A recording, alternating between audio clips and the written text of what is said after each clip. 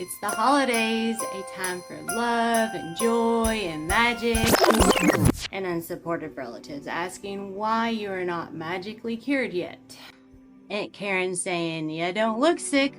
Well, you don't look like a doctor either, but here we are. Or maybe Uncle Bob saying, "Have you tried yoga yet?" If you've been there, you're not alone. It's frustrating, exhausting, and honestly, kind of unfair. Nothing says Merry Christmas like unsolicited advice and guilt trips. I get it.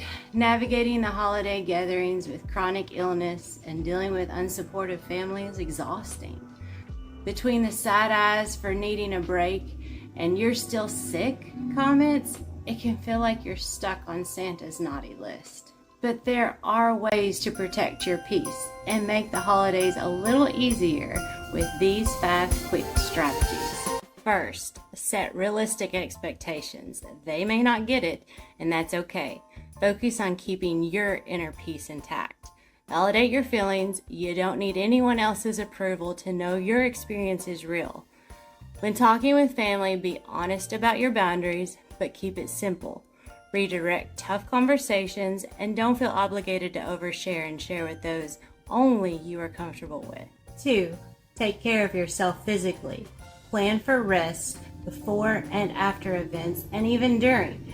Bring anything that helps you stay comfortable or you need to manage your medical or physical conditions.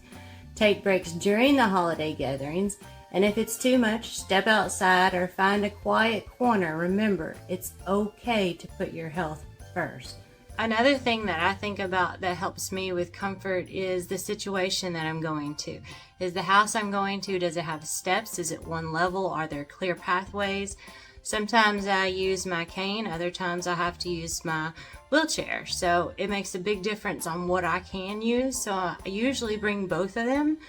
And depending on how I feel that day, I may use one versus the other. Also think about any dietary restrictions. Sometimes, even though there's plenty of food, you might need to bring your own food or have alternatives and talk with them to see what's going to be available. The third thing is to have pre-planned responses. If you're like me, you rehearse conversations in your head of how you think it should go, how you're going to respond, what you're going to say. Christmas and the holidays are not any different. Sometimes you have to prepare yourself. Use humor as a way to lighten the mood and redirect from their insensitivity and ignorance. Humor is a great way because first it takes your brain, it diffuses the situation, and it allows you to be a little sarcastic and get your point across and possibly move on without being directly ugly. Example is when cousin Billy Bob says, "I thought you were better. Your Facebook posts and pictures look great." Yes, cousin Billy Bob, I do look better in my pictures, but there's this thing called selective posting in which you can pick the best pictures and portray your life how you want to on social media. And there's a great thing called filters that can erase anything like dark circles or anything like that. So yes, you're going to have those comments, and you've got to learn how to deal with them. Keep it light but firm. Redirect tough conversations, and don't feel obligated to overshare. Not only is humor a great way to deal with these comments, but also sometimes you just got to ignore them. You've got to pick your battles, and sometimes they're not even worth responding to. You say, nod, and maybe excuse yourself to the bathroom or to go get some water. I always think about the scene from Elf where he says, "You're an angry little elf."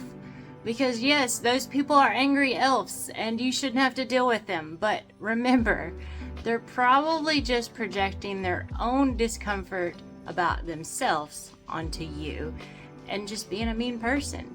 So ignore them. Remember those tips of using humor to kind of diffuse the situation, or just giving them none of your attention or responding, or just remind yourself they're not even worth it and ignore it.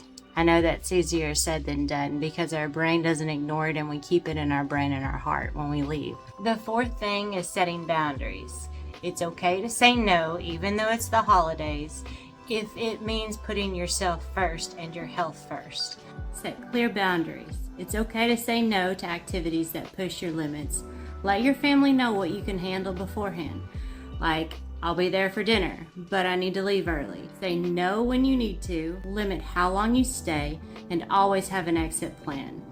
Also, when talking to family, be honest with your boundaries, but keep it simple and stick to them. It's like kids. If you set boundaries, but then you're like, I guess that's okay, and you let it happen, they push a little further. And this is how people are in general. You aren't a doormat to be walked on, a child to be scolded, or even an inconvenience to be guilted. You are a human that has feelings, and you have to set boundaries and make that apparent and have them respect it. And if they can't respect it, then sometimes that means that you leave or you don't come. And for everyone, that is different, and you have to decide, where are those safe boundaries? 5. Put health first and focus on joy. Spend time with those people who lift you up and let go of the idea of a perfect Hallmark holiday, because it doesn't exist. You're allowed to put yourself first. Look, you deserve peace this holiday season, even if others don't get it. And if all else fails, just think of the good memes and stories your dysfunctional family has blessed you with. Find your own peace. This is a hard one for me because I base a lot of my self-worth on what others think about me, how I make others feel. I internalize it a lot. And because of that, it makes my overall mood and how I feel about myself go down. And also remember, they haven't walked in your shoes. They don't know what you experience daily. They only see a glimpse of maybe how you're tolerating, how you are living, but they don't see the day-to-day, minute-to-minute struggles that you have. You deserve peace and comfort during the holidays especially.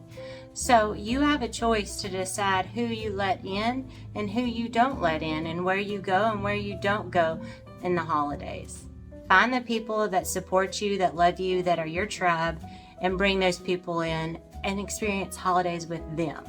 Remember one thing, you are doing your best. You deserve credit for that. And you deserve compassion, even if it has to come from yourself. And to do that, you have to put yourself first. Have a plan, set boundaries, and find your own peace. So I hope this helps you out on these holidays coming up, and you can think about some of the stuff I said going into those difficult, dysfunctional families and those situations that might not always be the holly jolly part of the year. So have a Merry Christmas and a Happy New Year. Don't forget to like, follow, subscribe. I will be releasing tons more content as 2025 comes in, and plan to give you tips and tricks and advice to help you on your healing journey, no matter where you are or what you're dealing with.